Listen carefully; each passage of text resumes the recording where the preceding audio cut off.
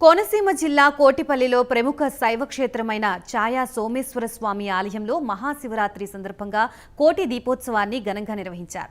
ఈ దీపోత్సవానికి మంత్రి చెల్లుబోయిన వేణుగోపాలకృష్ణ దంపతులు ముఖ్య అతిథులుగా హాజరయ్యారు.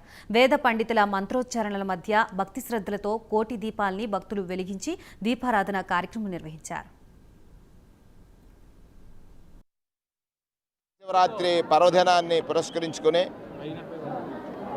కోనసీమ జిల్లా గౌతమి తీరాన వేంచేసి ఉన్నటువంటి రాజరాజేశ్వరి సమేత ఛాయా సోమేశ్వర స్వామివారి దివ్య సన్నిధిలో నవజనార్దనమూర్తులుగా లక్ష్మీనారాయణుడు శివకేశవుల అభేదులని మహాశివరాత్రి పర్వదినాన స్వామివారి యొక్క శైవ క్షేత్రాల్లో ప్రముఖ క్షేత్రం. స్వామివారి స్మరణం కోటి జన్మల పాపహరణం, పుణ్యఫలం. ఈరోజు సాయం సమయంలో కోటి దీపోత్సవాన్ని స్వామివారికి సమర్పణ చేస్తూ ఉన్నాం.